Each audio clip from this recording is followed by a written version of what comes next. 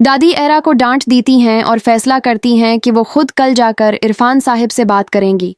जिसके बाद दादी हॉस्पिटल से कुछ दवाइयां लेकर आ रही होती हैं तो रास्ते से एरा को भी साथ ले लेती हैं और सीधा इरफान साहिब के घर पहुंच जाती हैं। इरफान साहिब ड्राइंग रूम में बैठे होते हैं। दादी उनसे कहती हैं, बेटा कब तक बेटी से नाराज रहोगे, उसे मुआफ कर दो। इरफान साहिब सख्त लहजे में जवाब देते हैं कि उसने जानबूझकर मेरी इज्जत मिट्टी में मिला दी है, मैं उसे कभी मुआफ नहीं करूंगा। आप जाकर उसे कह दीजिए कि मेरा उससे कोई ताल्लुक नहीं। गेट के पीछे खड़ी एरा ये सारी बातें सुन लेती है। अपने बाप की नफरत सुनकर उसके पांव तले से जमीन निकल जाती है और वहीं फूट फूट कर रोने लगती है। रोते हुए वापस आ रही होती है तो कामयार उसे देख लेता है और सब कुछ समझ जाता है। वो पूछने की कोशिश करता है लेकिन एरा कुछ नहीं बताती। उधर इरफान साहिब गुस्से में कामयार के कमरे में जाकर उसे भी सुना देते हैं कि हमारा एरा से कोई ताल्लुक नहीं और खबरदार अगर आज के बाद उसे मेरे पास लेकर आए। कामयार खामोशी से दादी और एरा को लेकर वहां से आ जाता है। एरा बहुत उदास रहती है, किसी से बात नहीं करती और अगली सुबह हॉस्पिटल अपनी जॉब पर चली जाती है। उसकी दोस्त उसकी उदास हालत देखकर पूछती है कि तुम्हारे और कामयार के दरमियान क्या चल रहा है। तो एरा रोते हुए कहती है कि वो मुझसे बदला लेना चाहता है मगर ले नहीं पा रहा, मुझे अपने से दूर भी करना चाहता है मगर वो भी नहीं कर पा रहा। उसकी दोस्त उसे समझाती है कि पागल लड़की, उसे आज भी तुमसे मोहब्बत है, वो अपनी इज्जत के आगे मजबूर है।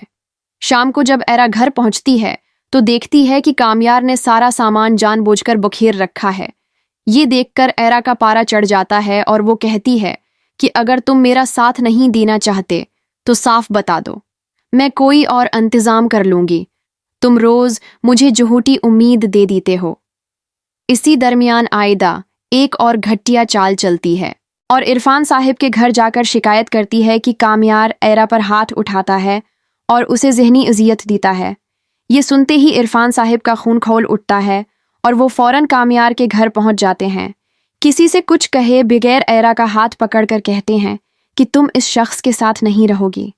कामयार हैरान होकर पूछता है कि अंकल आखिर हुआ क्या है, मगर इरफान साहिब उसे एक तरफ करके एरा को अपने साथ ले जाते हैं। जाते ही एरा की तबीयत खराब हो जाती है। सब घबराकर उसे हॉस्पिटल ले जाते हैं जहां फलक उसके टेस्ट करवाकर बताती है कि एरा हामिला है। ये सुनकर इरफान साहिब सकते में आ जाते हैं। खुशी के बजाय सिर्फ एक सवाल करते हैं कि ये सब कैसे हो गया। फिर एरा के सर पर हाथ रखकर कहते हैं कि बेटा, अब हम तुम्हें उस शख्स से अलग नहीं कर सकते। फलक फौरन कामयार को फोन करके कहती है कि जल्दी हॉस्पिटल आओ, एरा की हालत बहुत खराब है। ये सुनते ही कामयार पागलों की तरह हॉस्पिटल पहुंचता है।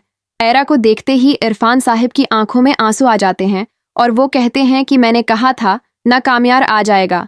वो एरा से बेहद मोहब्बत करता है।